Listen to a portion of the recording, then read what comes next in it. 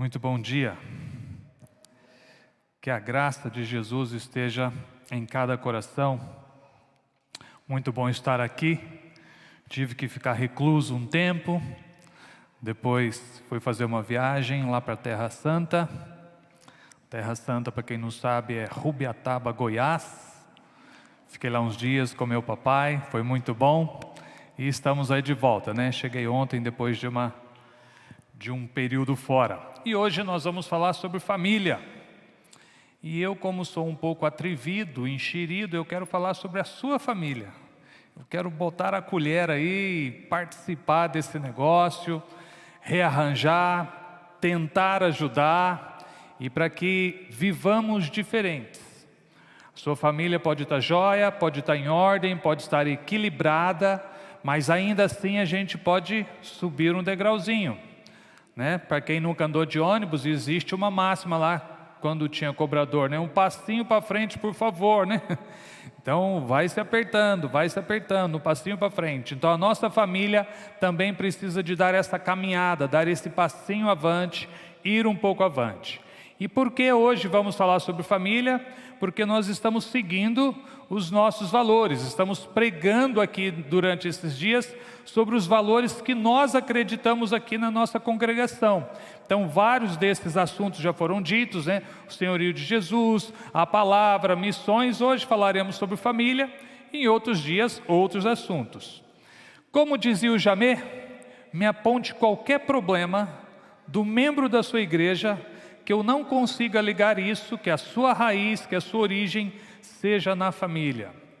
Família é a menina dos olhos de Deus. Família está no coração de Deus. A sua família está no coração de Deus. E às vezes você pode pensar, a minha não. A minha é desestruturada. A minha é um pé de guerra. A minha é Irã e Iraque constantemente.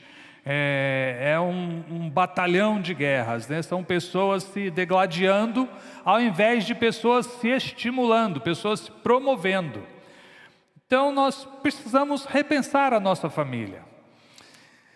Pois bem, eu tive uma conversa com o João Staub há uns dias atrás sobre família, né, numa live, falando sobre o curso de educação de filhos.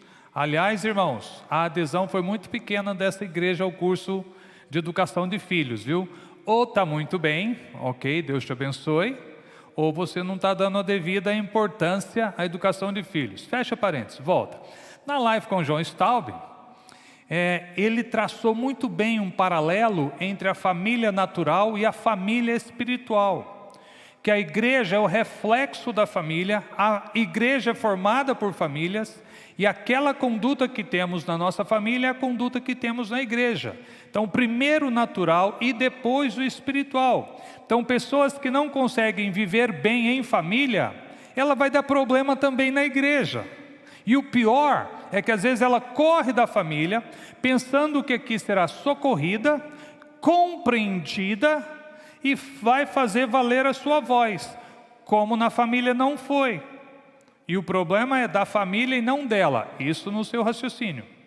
E aí ela chega aqui com a mesma atitude e gera os mesmos problemas aqui. E depois, quando não é atendida, ela vai embora falando mal, assim como fala mal da sua família, fala mal da nossa família e vai causando problemas em outros lugares. Às vezes o problema não é na família, não é na igreja, pode estar no seu coração com atitudes de querer reinar.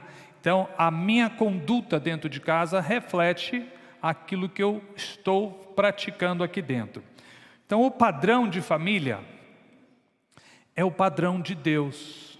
Hoje, tem muitas pessoas, instituições, empresas, divulgando um modelo de família, que eu não aceito. Porque existe uma guerra do inferno, do diabo, contra a família. E o diabo não descansa. Ele está constantemente, 24 horas por dia, 365 dias por ano, querendo tragar os seus filhos, querendo tragar a sua família. Por exemplo, eu vi uma propaganda do Boticário, no início do mês passado, por conta do Dia dos Namorados, e uma propaganda horrorosa contra a família. eu decidi, eu não uso mais nada do Boticário. Nem shampoo eu compro. Eu acho que eles vão dar risada, né? Bulufas, né? Já não comprava mesmo. Mas não compro mais nada. Boticário não compro mais. Porque ele está guerreando contra valores da família. No fim do mês, eu acho que todos viram ou perceberam, uma propaganda pior do Burger King, completamente contra a família. Não piso mais lá. Já pisava raríssimas vezes. Não vou. Porque aquele padrão que eles querem colocar na mente dos nossos filhos é exatamente o oposto do padrão de Deus. Eu posso ser careta? Posso ser. Mas se aquela instituição, aquela organização, aquela pessoa está lutando contra a família, que é o que eu acredito, eu estou fora. Então estamos em lados opostos. Então eu e o Burger King estamos em lados opostos. Não vai fazer diferença se eu não entrar lá para ele.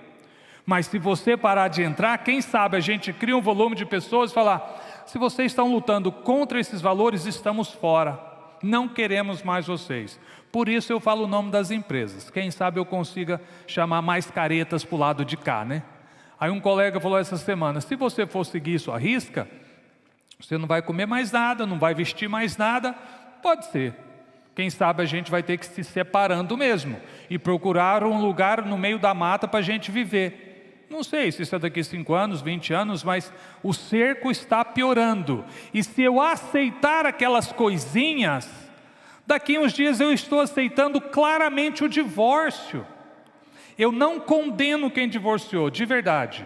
Mas eu luto para que não haja o divórcio. Eu luto isso na minha casa. Não quero divorciar. Para mim é muito fácil manter casado, mas para minha esposa é mais difícil, né? Porque ela está casada comigo, e eu luto para que ela não se divorcie de mim. E a minha frase lá é: se eu não sou bom como marido, imagine como ex-marido, vai ser muito pior. Então, aguente aqui do meu lado que fica mais fácil. Luto contra o divórcio. Você está querendo divorciar? Não divorcie. Essa semana um rapaz mandou mensagem: pá, vou divorciar. Falei: pera um pouco, o cara mora longe, fez um curso comigo não sei que ano. Falei: vamos bater um papo. Porque Deus é contra o divórcio, porque esses filhos do divórcio terão problemas no futuro. Você está aqui, está divorciado, está casado de novo, ok, Deus ama você e nós vamos continuar batalhando pela sua vida. Mas se você está pensando no divórcio, não pense nisso como uma alternativa. Então eu tenho que lutar contra essas coisas, porque a família está no coração de Deus, e eu tenho que lutar pela minha família, e como eu já disse para você, quero também botar a colher aí na sua família. Pois bem, o ministério no lar, ele é o mais importante de todos. Nós temos pessoas, conhecemos pessoas, que por conta de um ministério, né, na igreja, na instituição, ele abandona a família para cuidar do ministério, e aquilo é nobre. É nobre ele ser pastor, ser pregador, ser isso, aquilo, e isso é realmente nobre. Mas ele não pode, né, danificar, prejudicar a família por conta do ministério. Daqui a pouco eu quero chegar num versículo mais perigoso.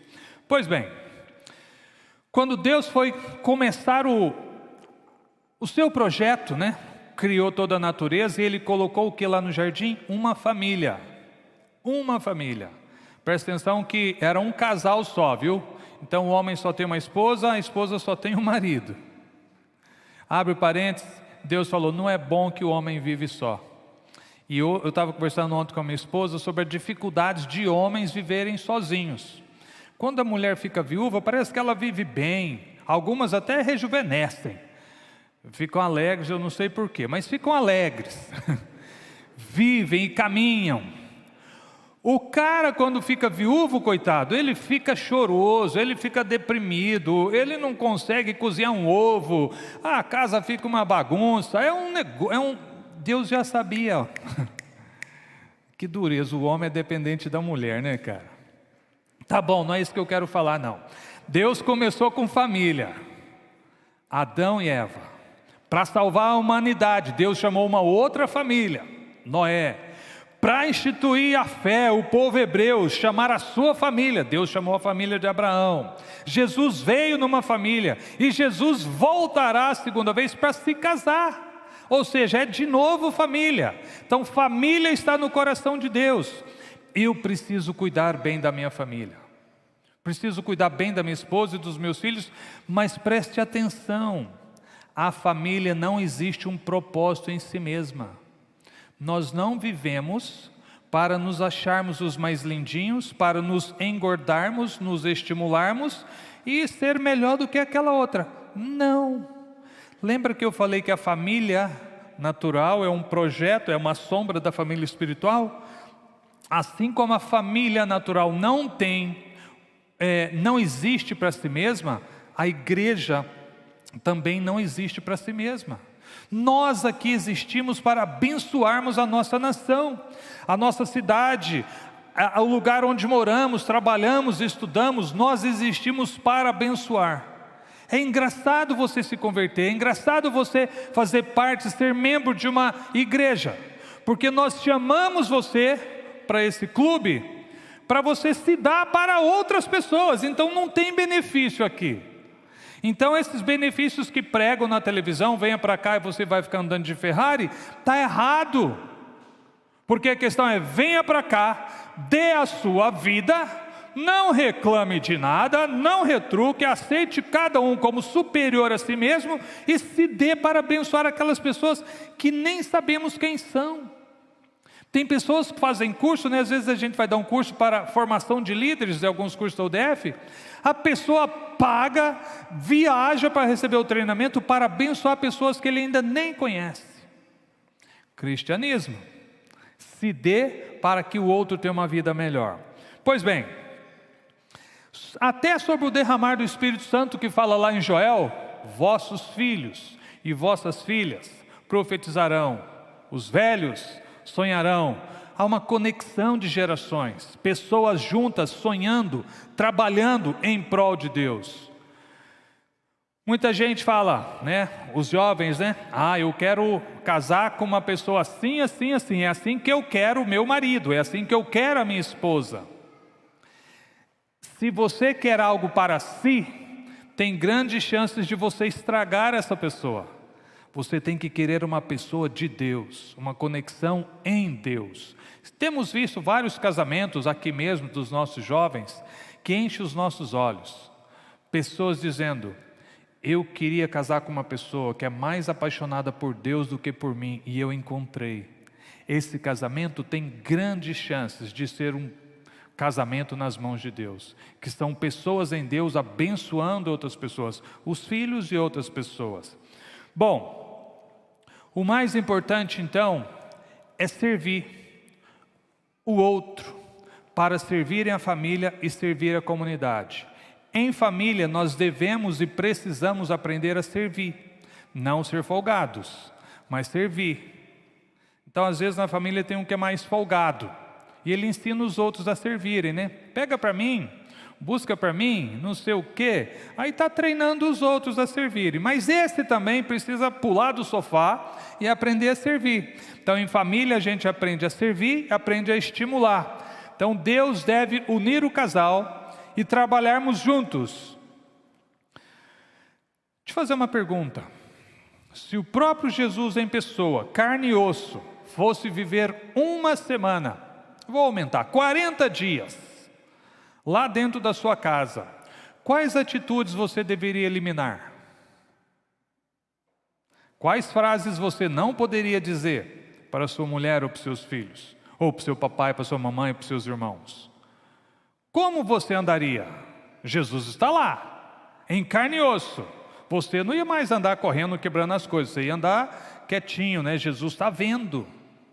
Você poderia dizer essas frases que você fala para o seu marido se Jesus estivesse lá ouvindo? Você, marido, poderia ter essas atitudes que você tem com a sua esposa se Jesus lá estivesse em carne e osso, sentado na poltrona lá na sala, vendo essa conversa? Eu acho que muita coisa não faríamos, não é não? Se eu for lá na sua casa, muita coisa vai mudar. Se eu ficar lá só de olhos, eu falo, não, o Clésio está aí, né? A gente não pode ter esse atrito aqui hoje, vamos dar uma disfarçada. Não é assim? Eu faço isso assim lá em casa. Quando tem visita, a gente baixa a bola, tudo lindinho. Aí eles vão embora, a gente Volta, round 2. Jesus está lá na sua casa. Você não está vendo. Logo, essas nossas atitudes de um para com o outro, ela deve ser como se Ele estivesse lá e Ele está. Você deve sim ser verdadeiro, deve sim ser honesto, deve sim conversar sobre aquelas coisas que nos incomodam. Mas isso de uma forma harmônica. Até para a guerra tem leis, né? Até para a guerra tem. Eu descobri esses dias, não sei quem falou lá em casa, que você não pode atirar no paraquedista quando ele estiver no ar. É uma lei de guerra. É interessante, né? Então você mira e vai apontando o cara. Ele pôs o pé na terra, você te gurfe, né? Ou os mais espertinhos, né? 2 metros do chão, dá um tiro, fala, estava quase chegando. Lei de guerra. Imagine ir lá em casa. Devemos sim ter essas questões de cuidar um do outro. A Bíblia nos manda, né, Jesus no Sermão do Monte, amar os inimigos. Eu não sei porque está escrito isso na Bíblia, porque isso é muito difícil. Mas está escrito é porque eu devo perseguir e assim viver. Agora, se eu devo amar os inimigos, imagine os da minha casa. Imagine a esposa com a qual eu escolhi para casar. Imagine com os filhos que Deus me presenteou. E a esposa foi o primeiro presente de Deus, né? Então, esses presentes que Deus deu, se eu devo amar os inimigos, quanto mais os da minha casa. São pessoas que eu devo dar a minha vida de verdade e estimular, trabalhar para que essas pessoas sejam promovidas em Deus, cresçam em Deus, tenham muito mais de Deus em seus corações do que outras coisas. Você, filho, tem trabalhado para que o seu pai alcance mais de Deus? Você, filha, você garota aí, de 8 anos, 12 anos que está me ouvindo, você tem trabalhado para que a sua mãe seja uma mulher de Deus? Ou você continua batendo a porta, cheia de razão e quer do seu jeito? Todos nós de casa temos responsabilidade. Não podemos deixar que um conduza o barco e todo mundo faça a bagunça que quiser. Todos nós devemos trabalhar para a harmonia da casa e principalmente a harmonia espiritual da casa. Devemos então orar para que cada membro da nossa casa seja uma pessoa de Deus. Que o meu marido seja de Deus. Eu fiquei sabendo esses dias de uma família em que disseram que a esposa não quer que o marido participe de uma igreja, que ele não seja cristão, porque quando ele começa a se envolver, ele começa a ter algumas atitudes em casa, tipo, melhor não assistir esse programa, melhor não ir naquele lugar, vamos desligar a novela, e a mulher não quer isso. Aí ela prefere que o marido não vá na igreja, porque senão ele vai ficar chato dentro de casa. Não tem nem noção do que está perdendo, porque o marido em Deus, quanto que ela vai ganhar? Ela vai perder novela. Vai perder? Vai ganhar muito em não assistir novela. Então as pessoas trocam valores e pensam, é melhor ele não ir. É melhor a gente continuar vivendo na lama do que um marido nas mãos de Deus. Não, nós devemos estimular para que a minha esposa seja de Deus, meu filho seja de Deus, que eu seja de Deus, que todos nós sejamos de Deus. Isso vai melhorar o ambiente em casa. As pessoas têm medo de que o seu filho vire missionário, o seu filho vire pastor, que seu marido vire pastor, que a sua esposa se dê tanto na igreja. Muito pelo contrário, estimule o seu cônjuge, estimule seus pais, seus filhos a se darem mais nas mãos de Deus para abençoar pessoas. Tem um versículo que eu carrego que eu gosto demais, Gênesis 18, 19, Deus falando sobre Abraão. Eu já falei isso aqui várias vezes. Deus falando do seu filho amado, o pai da fé, porque eu o escolhi, Deus falando, porque eu escolhi para que ele ordene seus filhos e sua casa depois dele, a fim de quê? 3 coisas: guardem o caminho do Senhor, pratique justiça e juízo. Abraão, o pai da fé. Abraão é o vértice da nossa crença, da nossa fé.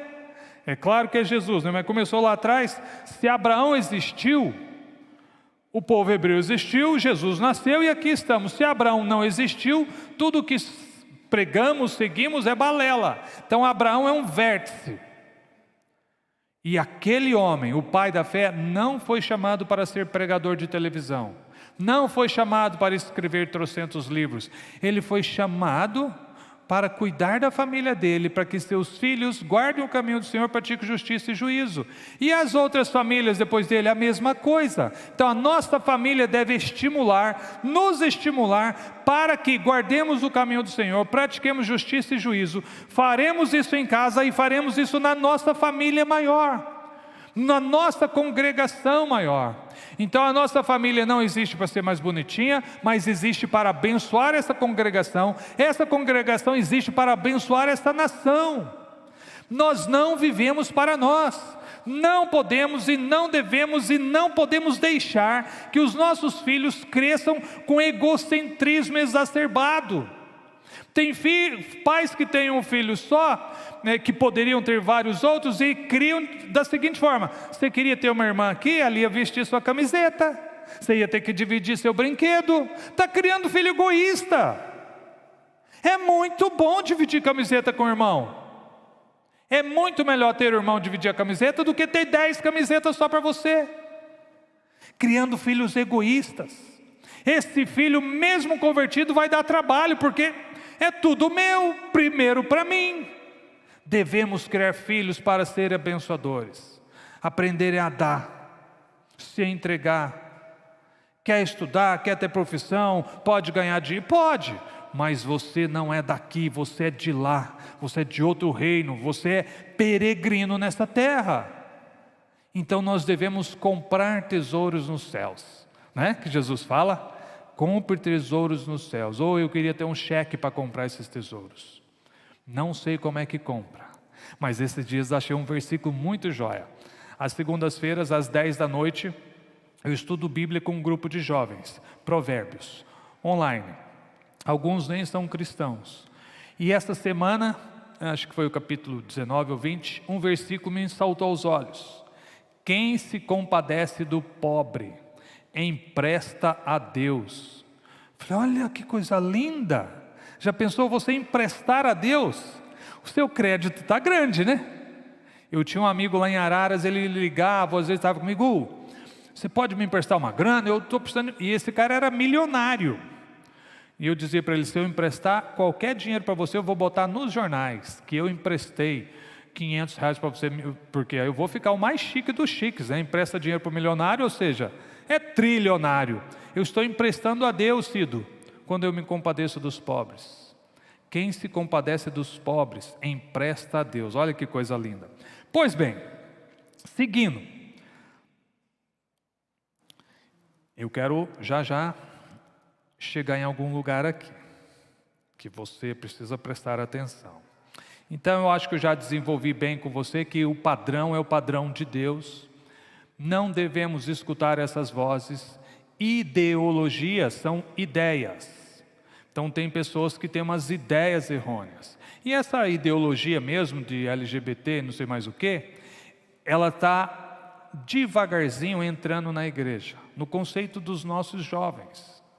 Porque eles pegam um caso em 500 milhões e falam que assim pode ser, assim pode assar. Não é não. Deus fez homem e mulher. O que passar disso vem do maligno. São ideias. A pessoa teve ideia de que um homem nasceu no corpo de uma mulher. É uma ideia. Eu tenho ideia, por exemplo, de que o sol é frio. É a minha ideia. Aí eu vou divulgar isso para o mundo. Tem gente agora que tem a ideia de que a terra é plana, não é redonda, é outra ideia. São ideias. Para que ficar atrás dessas ideias? Deus tem um padrão, o nosso padrão vem de Deus. O nosso padrão não vem de livros, não vem de academia, não vem de estudos, não vem de psicólogos, não vem de pedagogos, não vem dos pastores. O nosso padrão tem que vir de Deus. Fora disso, maligno. Pois bem, seguindo. Quando a igreja saiu das casas, porque a igreja ela era vivida nas casas. Aí aquele negócio foi crescendo, tiveram que alugar algumas salas, e para facilitar, porque arranca o sofá para caber mais gente, depois, nossa, a gente precisa de um espaço maior, e nós viemos para um salão. E historicamente está tendo uma guerra, qual é mais importante? Se é a igreja ou se é a família? O padrão de Deus para a igreja é família. A família existe para abençoar a igreja. Então essas coisas não podem ser separadas. Eu já vi pastores tentando separar casais para ele segurar um dos membros com ele. Que ideia infernal! Nós não podemos separar famílias, nós devemos investir no crescimento familiar. Pois bem, já que essas coisas se misturam, por isso nós falamos tanto de hospitalidade, nós falamos das casas na nossa igreja. Aliás, está lá, um dos nossos valores é hospitalidade. Aliás, na recomendação para ser bispo, que é tudo como é que você se comporta em casa, fala de hospitalidade. Você quer ser obreiro na casa de Deus, que seja hospitaleiro, entre tantas coisas. Não avarento, não dado a vinho, marido de uma mulher só, casa em ordem, e que seja hospitaleiro.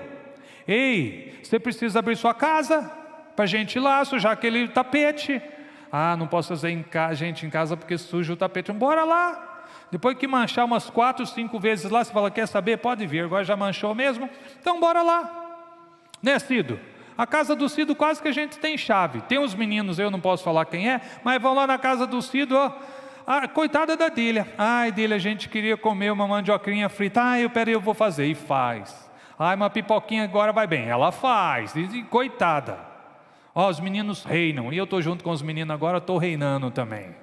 Deito no sofá e como a mandioca frita. E dou aula para o Cido, né, Rafael? Dou aula para ele lá de graça. As nossas casas precisam receber pessoas. Você precisa ser hospitaleiro. Então eu preciso ensinar os meus filhos a prepararem, a trabalharem para receber outros em casa. Está chegando um fulano, bora fazer um suquinho? Dá uma ajeitada na sala aí, está muita bagunça. Dá uma limpadinha no seu banheiro lá, que a pessoa vai dormir lá no seu quarto. Precisamos ser hospitaleiros, misturar a recepção que a gente tem na nossa igreja com a nossa casa e vice-versa. Tá bom, o padrão de Deus é família. Se é família, tem uma coisa que começa séria lá em casa, na sua casa, é trabalhar no caráter. A escola não deveria ser a instituição para ensinar caráter para os seus filhos. Isso deve ser ensinado em casa. Por que hoje temos tantas traições, infidelidades, desonestidade? Porque não foi ensinado o caráter. E a culpa não é do Zé, do João, da escola. É nossa como pais, porque não desenvolvemos isso em casa. E como é que eu vou ensinar honestidade para o meu filho, sendo que eu não sou honesto? Entendeu? Que se partisse de casa tudo mudaria? Porque como que eu vou estudar? Honestidade, fidelidade e largo a mãe dele. Não, eu vou ensinar fidelidade, vou ensinar sim honestidade, a partir de mim ensinando para eles. E nós viemos aqui para a igreja e todas as famílias estão ensinando então caráter nas suas casas. Caráter não tem nada a ver com cristianismo, estamos na graça. Ô queridão, as esmolas subiram, né, Maurício? Suas esmolas chegaram. Ué, não é só de graça? É um pouco de libertinagem, que a gente faz a bagunça que quiser e ele que se vire para trazer a graça para nós. É o mesmo cara que come o que quer, fuma, bebe, a pessoa que não é atividade, o que quer, sedentário em casa e vai lá no médico e quer uma injeção que cura tudo. Nossa, que milagre é esse? É a mesma coisa de não praticar aquilo que Deus manda e ele vai me usar e eu vou ser semi-anjo, semi-deus. Queridão, eu preciso praticar caráter sim.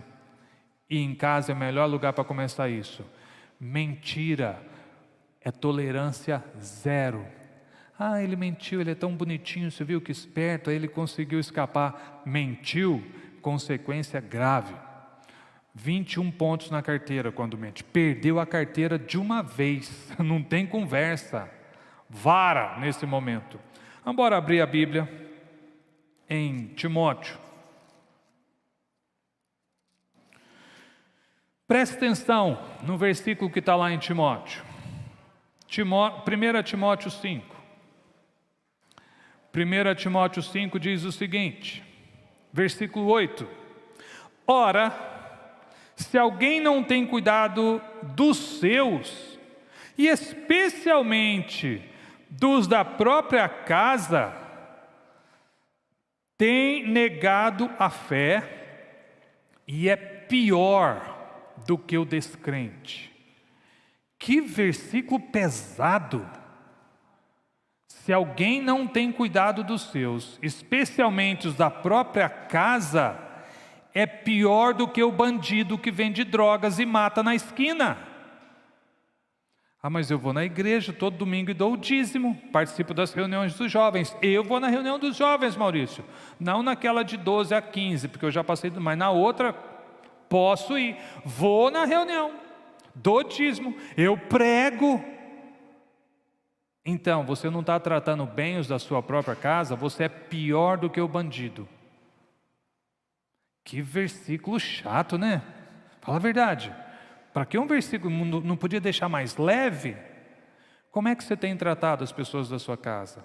Como é que você tem tratado os seus pais?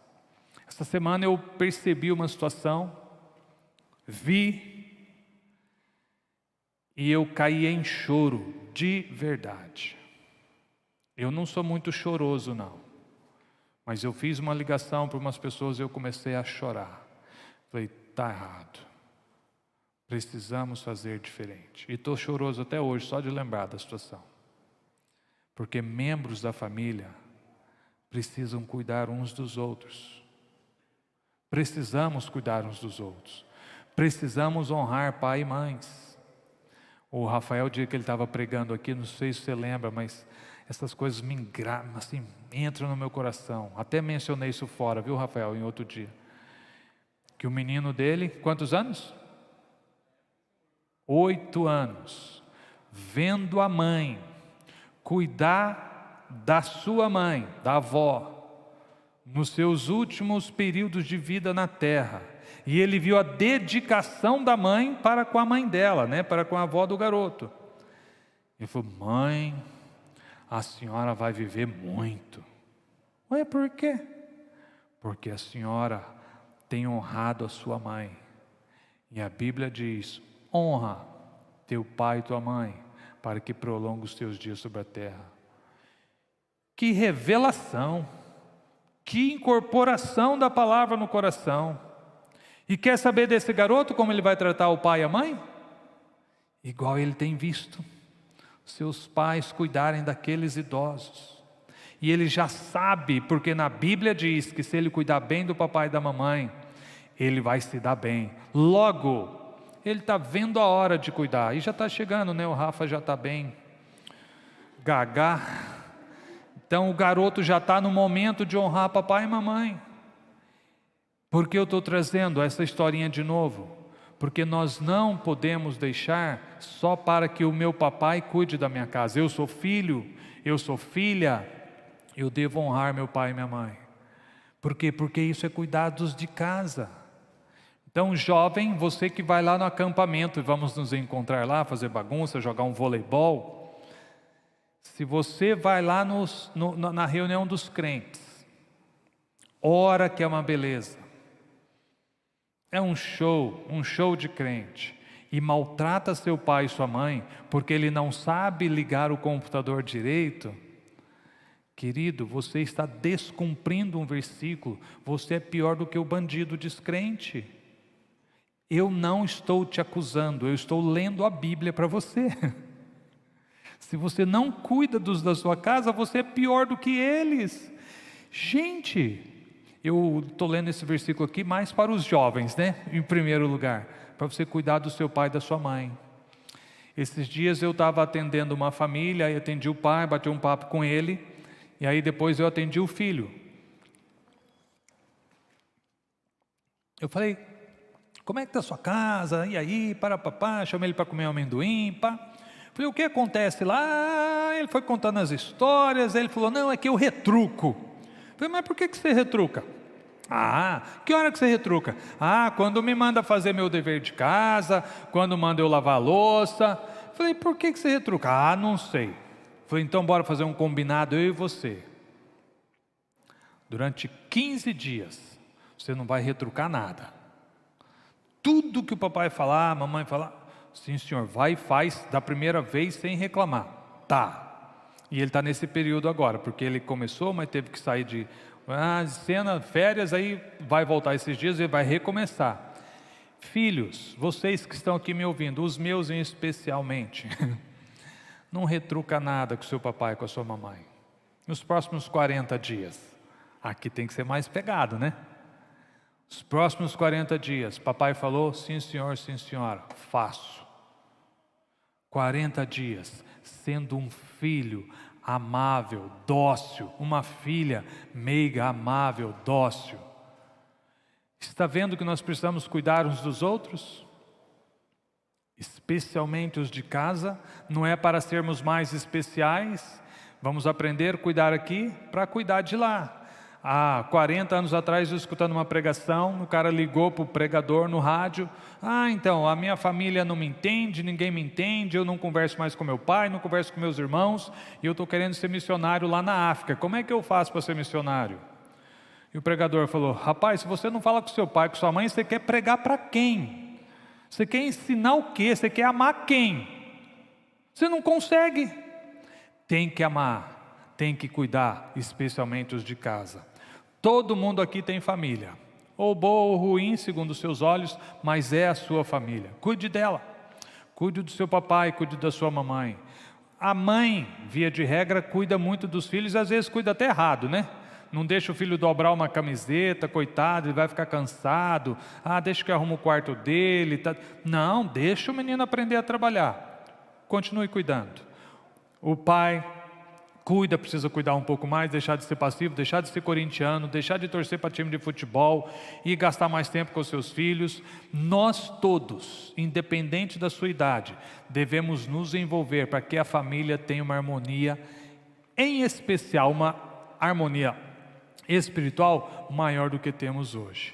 A sua família existe para abençoar. Quem estamos abençoando?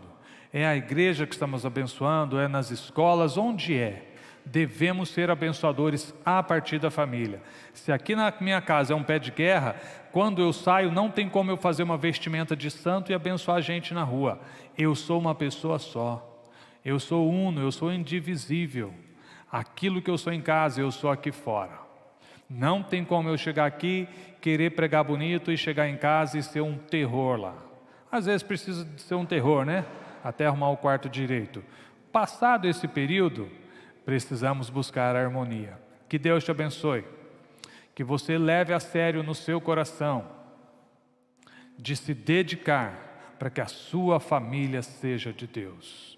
Quando Josué falou, eu e a minha casa serviremos ao Senhor, a gente lê o versículo de uma forma romântica. Eu e a minha casa serviremos ao Senhor. Mas eu não leio dessa forma. Josué era um guerreiro, detonou nações, quebrou coisas, tomou posses, tomou terras para o povo de Deus. Eu acho que ele falou aquilo bravo, eu acho que ele falou aquilo como se fosse uma época de 2021, que estão inventando ideias, estão fazendo propaganda contra a família, que a família está detonada. Ele bateu na mesa e falou, vocês querem fazer bagunça? Querem servir outros deuses como seus pais fizeram? Vão, quebre a cara, se lasquem. Minha tradução. Porém, eu e a minha casa vamos servir a Deus. Se vocês querem ficar assistindo novela, malhação, quer ficar indo atrás dessas ideologias de vida, querem ser só religiosos, vão. Seus pais quebraram a cara, vocês também vão se dar mal. Porém, eu e a minha casa serviremos ao Senhor. Então eu quero convidar você a bater no peito lá na sua casa e falar, quer saber? Embora eu tenha uma família de Deus, porque a minha família é de Deus. Eu não tenho filhos para serem bem beneficiados no mundo. Eu não tenho filhos para ser bonitinho. Eu tenho filhos para abençoar pessoas. A minha família existe para abençoar pessoas. E eu quero convidar você para que mude, tenha um clique na sua família. família, para que a sua família seja abençoadora e não consumidora de benefícios espirituais. Leve, dê, abençoe, se gaste em nome de Jesus. Vamos ficar de pé? Pai amado, eu quero abençoar cada família.